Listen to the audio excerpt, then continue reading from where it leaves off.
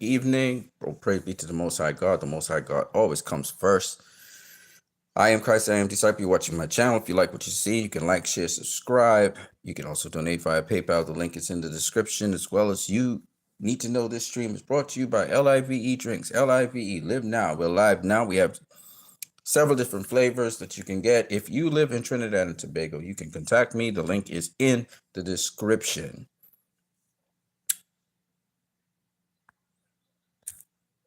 I want to start off, actually, by sharing a piece of literature from Wajid Malik.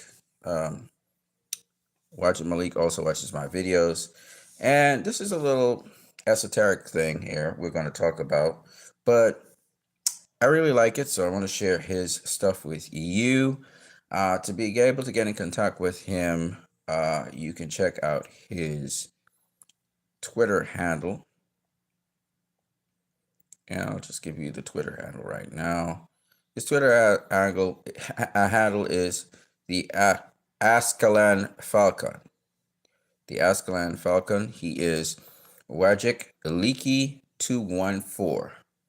So you're Leaky. Okay, I see who you are now. So I just wanted to just throw that in there before going back to the literature. I wanted to read a little bit on Mind's Labyrinth, which is just a description of what can go through someone's mind. When I look into the labyrinth of my mind, all I see are dreams. All I see are memories and thoughts bouncing off the walls of my head. When it comes to the mind, though, the sky isn't the limit, because in the deep and dark depths of consciousness lies the fabric of our personalities. In my mind's eye, I am my own master and the pupil. Except for when it comes to all of my sick and twisted thoughts, then I'm left at a crossroads. Only one road points towards humanity, but there are millions of other paths with millions of demons trying to fool me and show me the right way. Fool me once, fool me twice. Long gone are the days when I am Mr. Nice. If you cracked open my mind, all you would find are dark shadows and monsters, dark rooms flooded with black ink. Sometimes it hurts my head when I think. Sometimes I just find myself on the brink. I've got a fog in my brain, and I ain't talking about COVID. I'm so sick in the head, I leave neurologists phased and flummoxed. Little did I know, it was my ego in the driver's seat all along. I've been a passenger my whole life, and I've got two dark passengers sitting in the back seat. That's why the real nightmares are in reality. My life is a mess, but at least I'm tidy with the pen.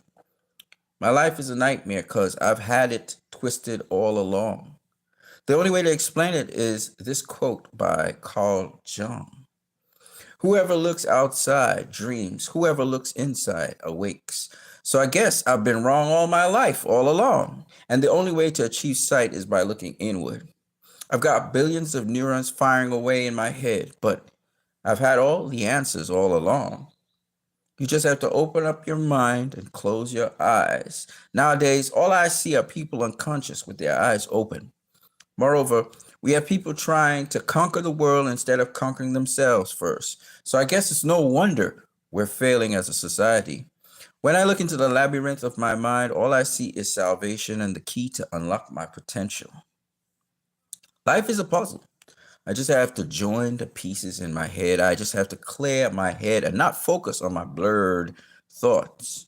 I just have to embrace the entropy and believe in chaos theory. And even though my life feels like a random mess, one of these days it will all make sense.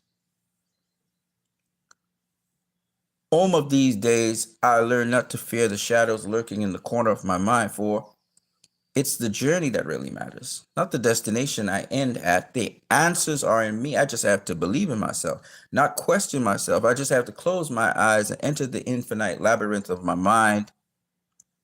The next morning, I should awake with nothing but inner peace and clarity. And shout out to my brother on this piece here. There's a song called My Place in This World, which is very interesting. Sung by William J. Smith, I think it is. And I was just listening to that song right after this. And, a lot of times we say, where is my place in this world, right? And usually they think it's somebody who's young, excited, enthusiastic, zealous, just want to, do their part in the world, make their stamp. But that's not what that song is solely about. Let's replace the word world with something more specific. Like, for example, where's my place in this community? Or where's my place in this society? Or where's my place in this family? My family. Where do I belong? What do I do? Well, how do I contribute? When you ask yourself that question over and over and over again, as you mature through life, it helps you to grow, evolve, and change. Introspection is always good. A lot of times we do a lot of things in our lives on autopilot. We do them because they are jobs and tasks to do. But the sooner we can see the relationship of what we're doing to other people, I think that's where the connection comes, where the humanity comes. What do I mean by that? So let me break it down a little bit. What I mean is, if you are in a family, you're one of the siblings, one of the children of the family, whenever you go about doing something, it's for the benefit of the family, right? You do some kind of chore, maybe you wash the wares. You're doing it not because it's a chore. You're not doing it because somebody told you to do it. You're doing it to help out the family. It's like when your mom go and buy groceries. She don't buy groceries for herself. She's buying for you. She's buying for the family. When there is tied to any task that we do, a relationship between us and the people who surround us, that is when life becomes meaningful. If you cannot connect, if you're somebody who does any kind of service in society, whether it is, like for me, I sell drinks, whether somebody doing healthcare, whether you're somebody selling insurance, whether you're somebody who owns a store or business where you deliver goods to people, always understand, and even if you're in entertainment, always understand that the primary purpose for this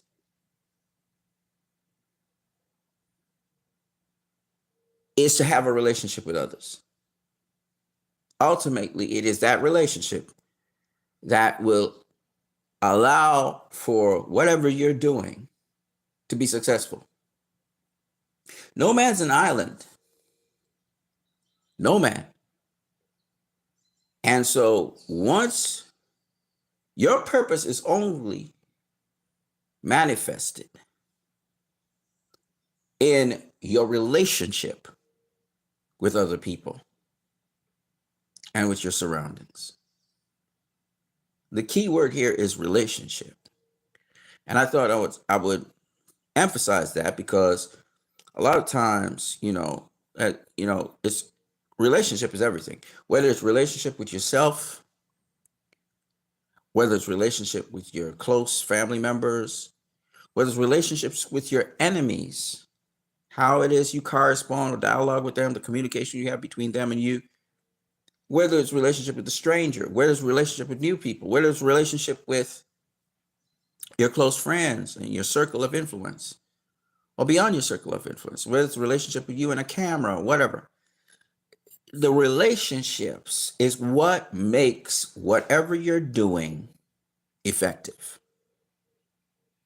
A lot of times in entertainment, people feel, and they work on the product, and they focus on the product. For example, if I'm a singer, I focus on my voice, right? And I try to do everything as well as possible, and I want to wow people with my voice or whatever. But that means absolutely nothing if you don't form a relationship with the people you're trying to communicate to. And that comes through the conversation, right? It comes through what it is you're actually saying to people. And that will allow people to either harmonize with that and be like, hey, man, I had similar experiences like that. I could feel that. It reminds me of such and such a time. Or it may be something that's well executed, but people just don't relate. So as a result, nobody really listens to you very long. They move on to something else. Purpose is relational. The sooner we understand that, the better for us as human beings. And your purpose might be to be an asshole to other people, and that's your relationship with other people, which can be destructive. It could be constructive, depends on how the people who you're being an asshole to, how they take it and what they do with it. Your purpose for dealing with other people may be to inspire them or to encourage them or support them or whatever. In which case, again, that doesn't mean because you're supporting or encouraging people that those people who you're supporting and encouraging receive what you're doing and take it and carry it in a positive light. They may do something totally different. They may try to assassinate you, your character. Many things can happen because, again, the outcome is not necessarily based on what you've done. It is you put it out there, and then people get to choose how they want to utilize that. Okay. But the point behind it is that relationship. Everything is relational. And that's what makes things, that's what fulfills purpose. And that is what allows for things to, you want to know where your place is in this world? This is how you know your place. Your place in whatever relationship you have with people. All right. That's how I look at it. Okay. So I love this mind's labyrinth because in our minds swims a whole bunch of different ideas and thoughts about things. You know, he speaks about dreams and memories and thoughts and other people's ideas because we're inspired by other people's ideas. Sometimes, like for instance, this piece of literature here inspired me to go listen to a song, which inspired me to even echo the whole bunch of thoughts that I just shared with all of you, right? And that's what inspiration does. So Rajin Malik, he inspired me to want to listen to a song, which inspired me to think a whole bunch of thoughts that I wouldn't have probably thought about, and ricochet back to take his poem, Mind's Labyrinth, and share it with you guys so you guys could be inspired a bit by what he wrote. And not only that, but I could add in my inspiration that he inspired me today to say to you in addition to what you would read. So I'm just saying that's the sort of synergy, and that's the kind of multiplication, or the what's the word I'm looking for? Exponential growth that you can get. Now, humanity doesn't work this way all the time, but I just wanted to share his poem with you.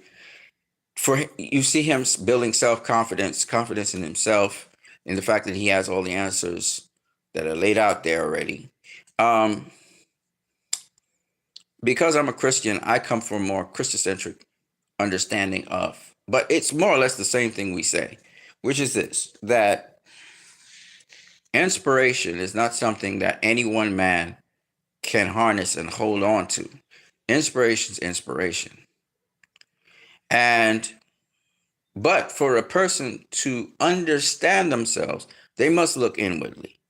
And what he's saying is that, you dream when you're awake because of the illusions that are in front of you.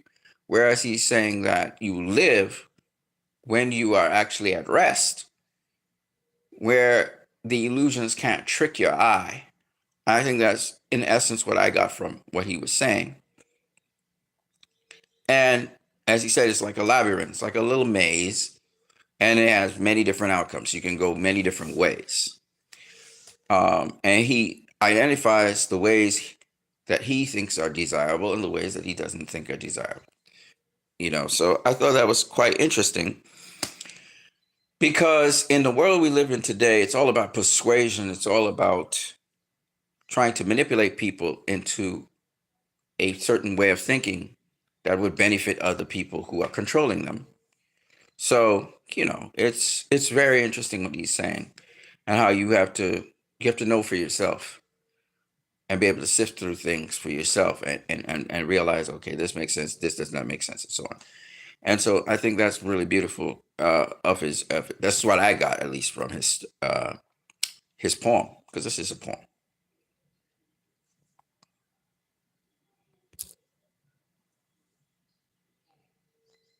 Okay, I'm gonna go back on X for a minute here. So shout out to Alaskan Falcon. Big John just messaged me. We were just talking in the background about the possibility of Zack Snyder's Justice League being completed.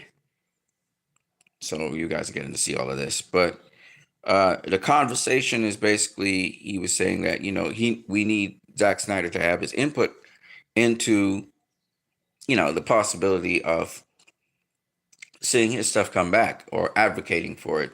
I would say this. I think Zack Snyder will start to put input into, social media and YouTube and so on when that possibility is certain. It's sealed. Zack will start coming out and talking about stuff. But I don't think Zack's going to talk about anything until something concrete has been put down. And I don't think it's anything like that's going to happen before James Gunn's Superman movie comes out. I don't think anything's going to, be on the drawing board like that until James Gunn's Superman movie comes out. So that I don't expect that at all. Okay.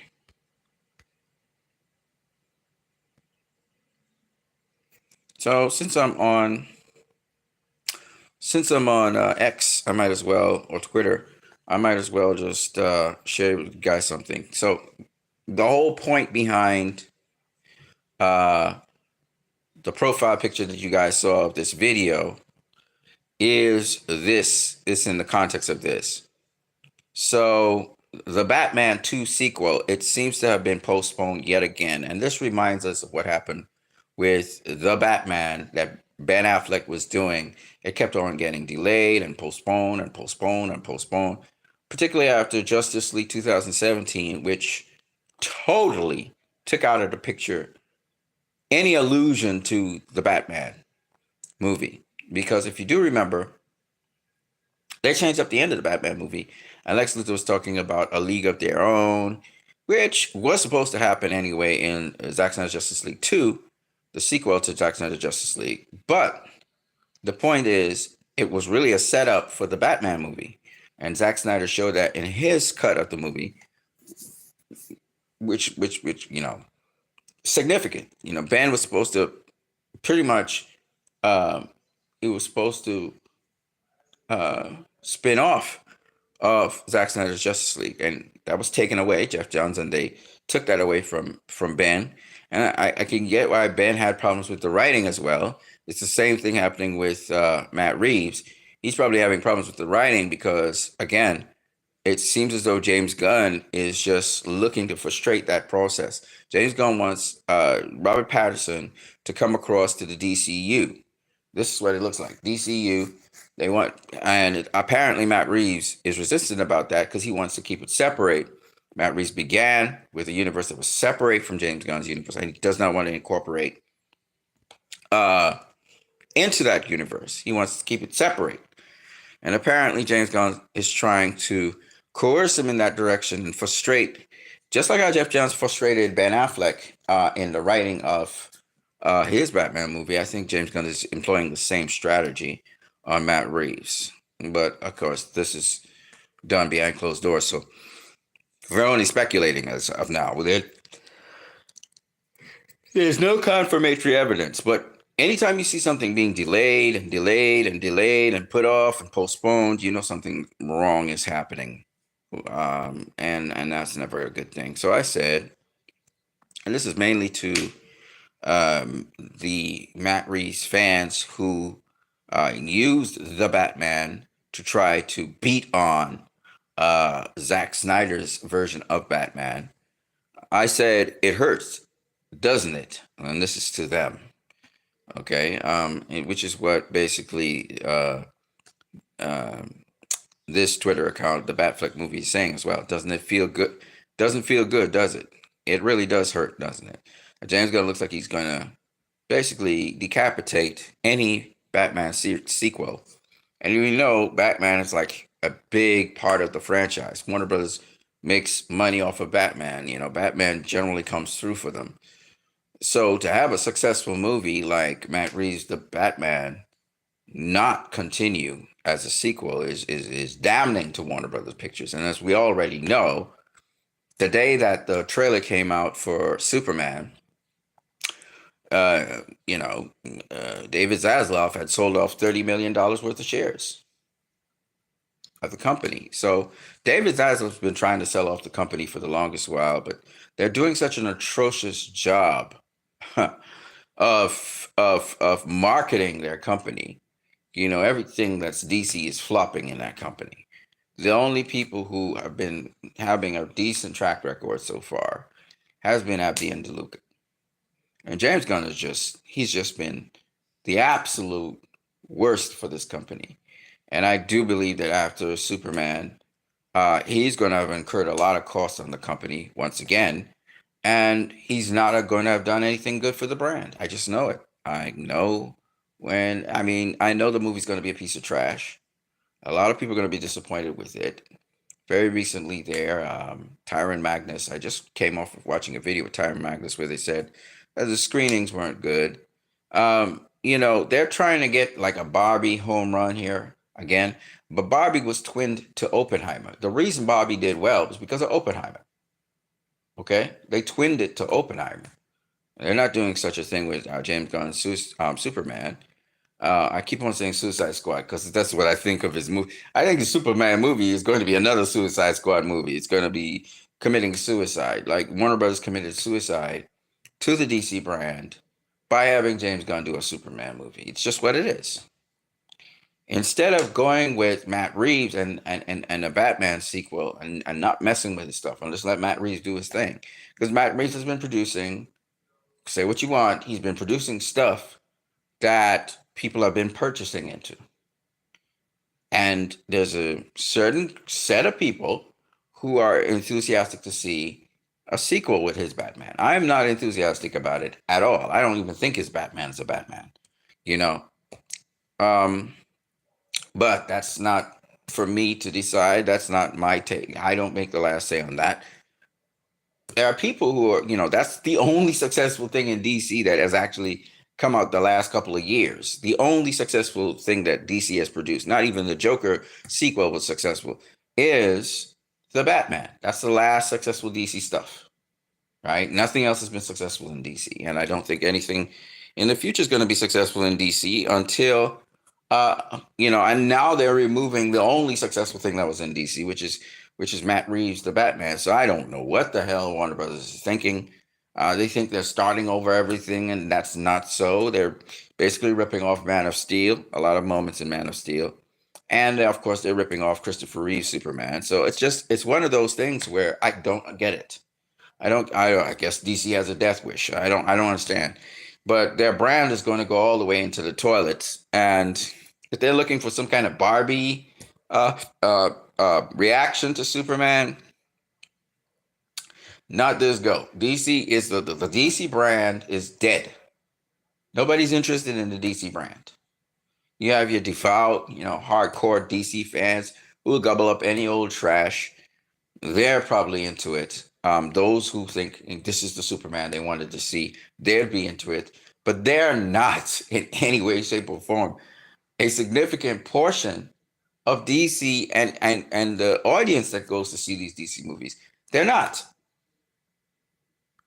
They are a tremendously small minority. And now the few fans who came out there and they watched the Batman movie and they made something turn over, now you're taking away them from the equation because they're going to be salty that the Batman's not coming out the sequel. So yeah, it is one of those things we're looking at. Let me see what's going on here. Okay, we got a bunch of you guys waiting for me to talk about Free Palestine as well, I guess. But just the state of DC is bad, ladies and gentlemen. It is what it is. I mean, it's not in a good place at all. Not even in the least. Okay, so this was the stream. Somebody, okay, some people like that. Okay, cool. I'm streaming right now. Should I do Palestine together with this? Probably I should. So, of course, I talked about this early on today. I'm going to talk about it again. Shadow banning people for being on the right side of history, for starters, and two, talking out against the atrocities that are happening is crazy, because the fact that it's just not, this is not just Israel who's committing these crimes. It's literally oligarchs and heads of like Twitter and Facebook and YouTube and and other social media platforms. These people are in league with this genocidal state, and in addition, governments of countries, both in the Middle East and also in the West, such as America, as Europe, as Australia. It's really repugnant and ridiculous what is happening.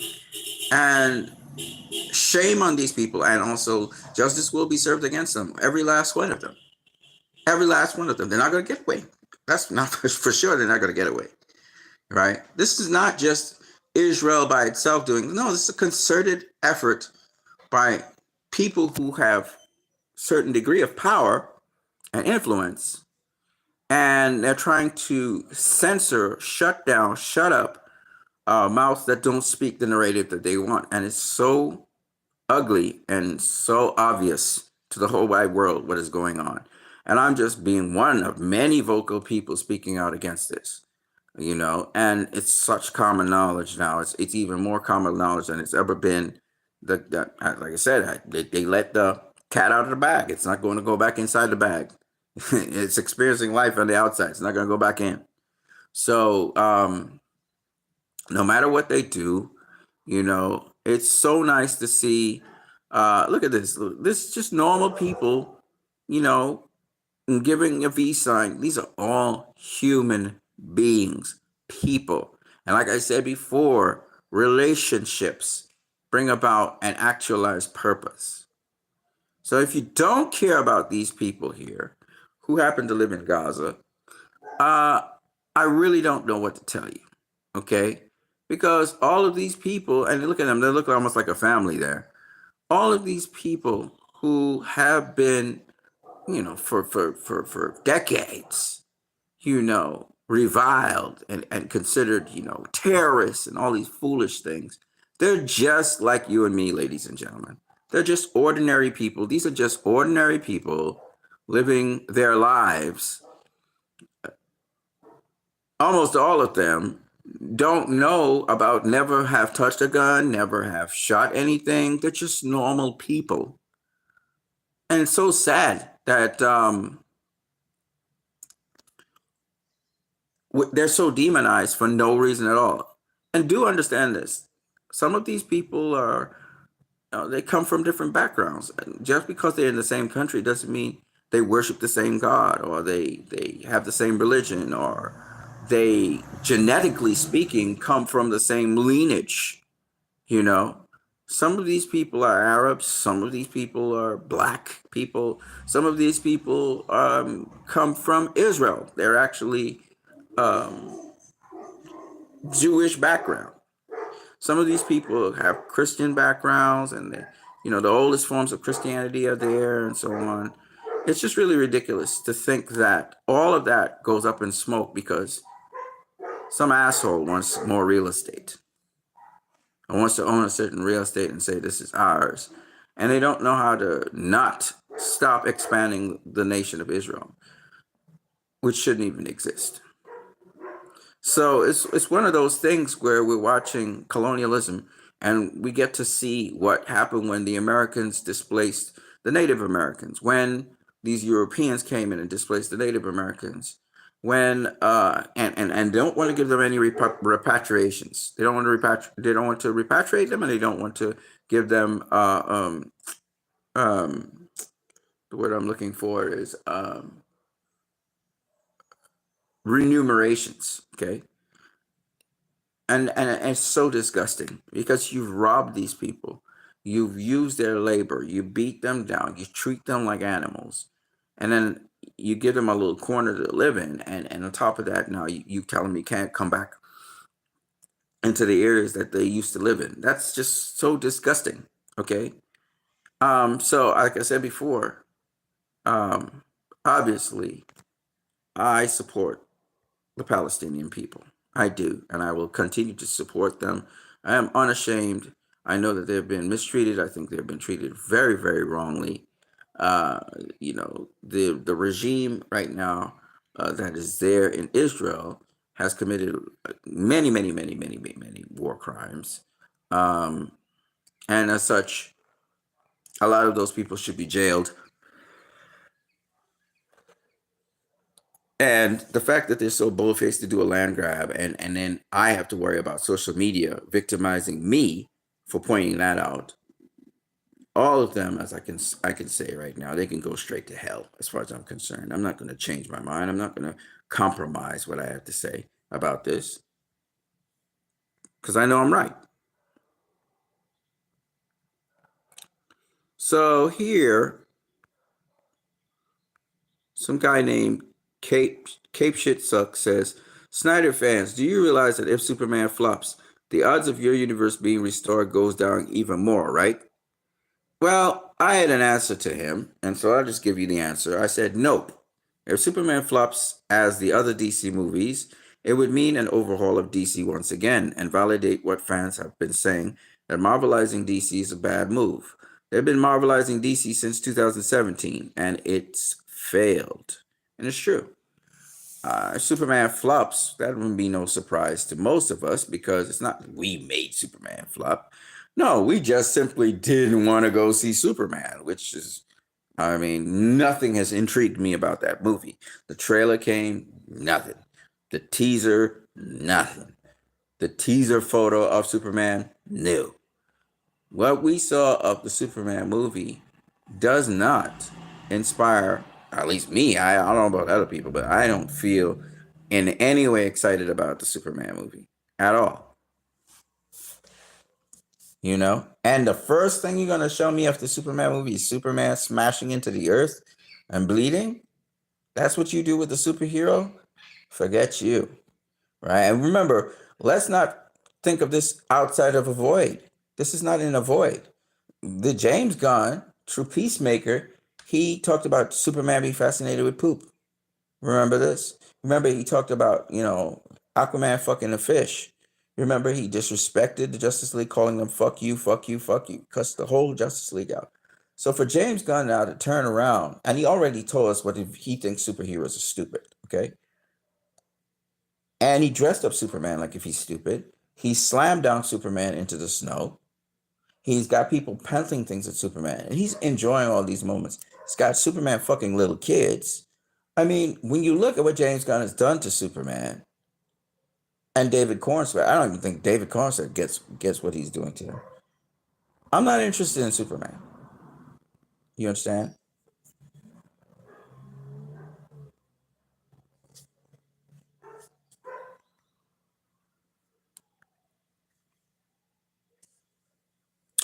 So I loved what this Jewish brother said from New York. He's talking about how uh, the people of Palestine literally are born in Palestine, but they can't return to their homes. But him, a guy from New York City who has no fucking roots in Palestine at all, doesn't even speak the local Palestinian languages, nothing. He has claim to Palestine over the very fucking people who lived in fucking Palestine. And they have no claim to return to Palestine. That's ridiculous, ladies and gentlemen. How can you displace the actual people who live there, who have ties to the land, and bring in people who have no ties to the land whatsoever? None. And this is the ridiculousness that we have to deal with. It's actually been done for decades, and the people who have committed these offenses have gotten away with it for a very long time. But now the world's waking up to the reality that this is nonsense.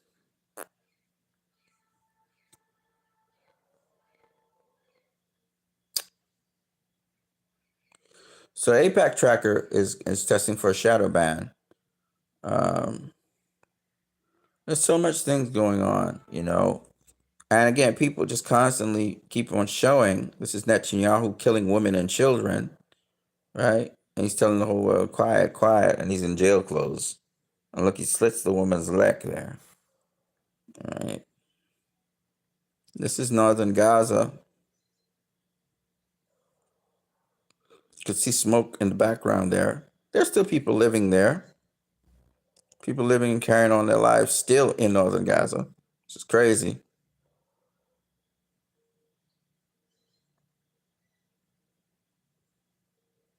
It's pretty crazy. People are living in wrecked buildings and shit. It's crazy how people still survive amidst all of this.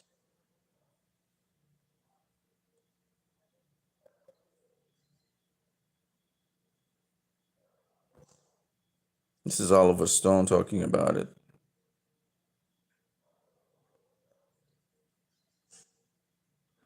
Should I let you guys hear this? Maybe. Target of this guy. Israel is blown up the Middle East, blown it up. It's just like they're remaking the Middle East. They're taking that's what they said they do. Netanyahu vowed to do this, and he's done it. So many of these countries are out of commission now. And now Iran is the fucking next target of this guy, this madman. And we're in his pocket. We have no apparent say in what he's going to do. Netanyahu. Yes, and AIPAC and all the Israeli mechanism that operates in the United States. Our vote, our Congress means nothing. Netanyahu comes and addresses them 3 times. They stand up like dogs, clapping for everything he says, like dogs. It was disgusting. Yep, Oliver Stone. He's got it. This was a reverend, and again, he's speaking the truth when he says that. Well, let him speak for himself. If you are not appalled by what is happening in Gaza, if you are not shaken to your core, there is something wrong with your humanity. And if we as Christians are not outraged by the genocide, by the weaponization of the Bible to justify it, there is something wrong with our Christian witness, and we are compromising the credibility of our gospel message. I agree. If you fail to call this a genocide, it is on you. It is a sin and a darkness you willingly embrace. Some have not even called for a ceasefire. I'm talking about churches. I feel sorry for you. We will be okay. Despite the immense blow we have endured, we the Palestinians will recover. We will rise. We will stand up again from the midst of destruction, as we have always done as Palestinians. But for those who are complicit, I feel sorry for you. Will you ever recover from this? Your charity and your words of shock after the genocide won't make a difference. Words of regret won't suffice for you. And let me say it, we will not accept your apology after the genocide.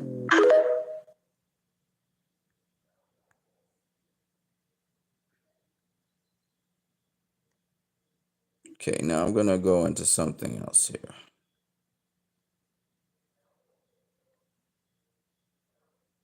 Okay, this is going to be a little crazy, but you got to hear this. About Katie, the American Jewish girl, here to talk about something that pissed me off. I just saw this article from like 2002 about how the IOF trained to occupy Gaza by researching the tactics that the Nazi soldiers used in the Warsaw Ghetto to repress the population attempting to uprise, right? Like the resistance movement in the Warsaw Ghetto. And my grandfather and his sister were in the Warsaw Ghetto and were part of the Warsaw Ghetto uprising, 80 years ago.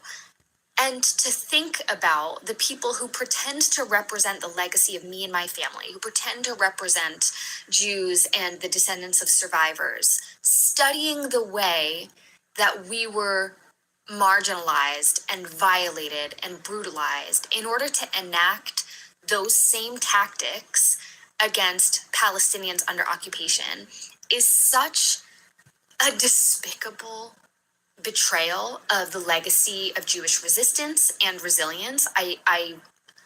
I'm struggling to come up with words. Like, I find it so atrocious and disgusting and inexcusable. And this article is over 20 years old. Like, I should have known this already.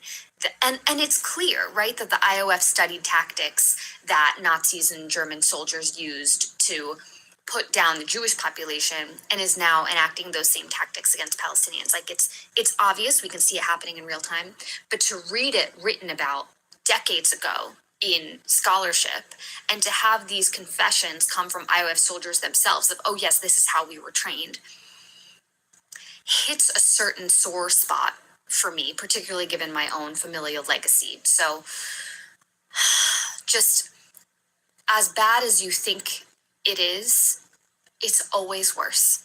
It's always worse. It's always more of a betrayal against our own legacy of survival. So that was interesting. All right, now, so I'm not going to go into too much more except this part right here, and then I'm out of here.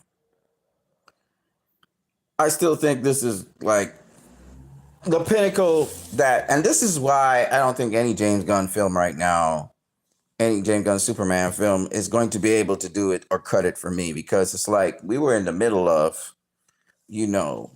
the mecca of all DC clashes. Marvel fans had their time where they got to see, the Avengers and all of their allies go up against Thanos. We, as DC fans, have not gotten to see that in live action. Ever. Right? Our mecca of DC is Darkseid going up against the Justice League. And we got a hint of it. Right? We had this showdown here. I'm just going to play it so you guys can hear it. Then I'm going to let you guys hear John Baker's words.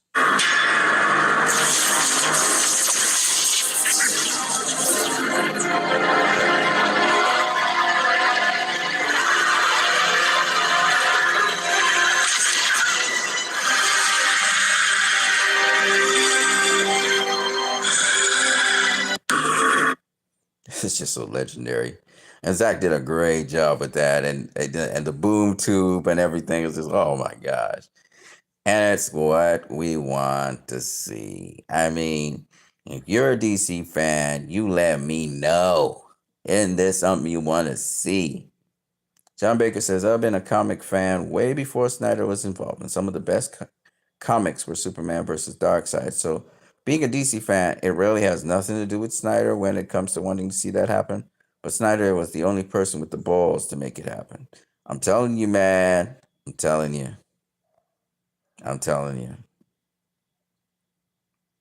All right. And he had this idea since 2017, 2016. He knew that after BVS, this is where we were going.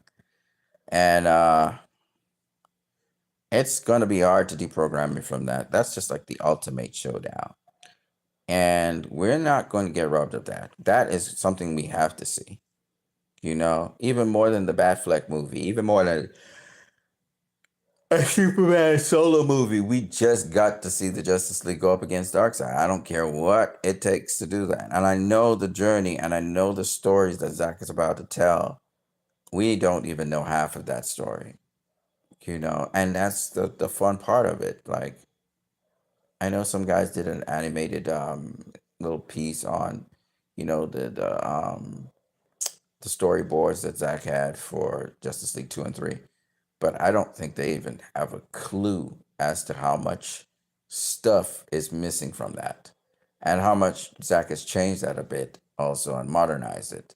So it's something I really, really, really, really, really want to see. And I know there's a lot of you who also want to see that stuff as well. Shout out to those of you who smashed the like button.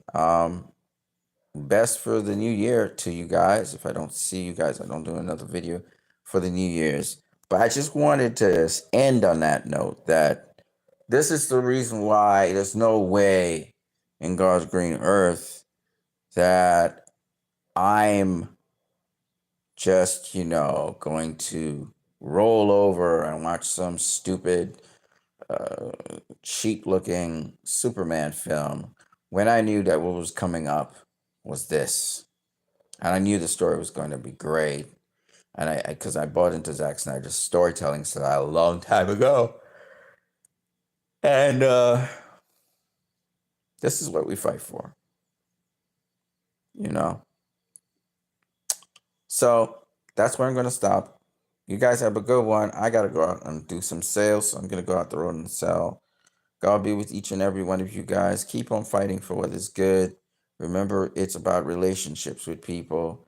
Healthy relationships are better than any other relationship, but usually it's relationships that matter over things. So that's what I got for you guys. When it comes to your purpose, that's what you got to do. It's relational.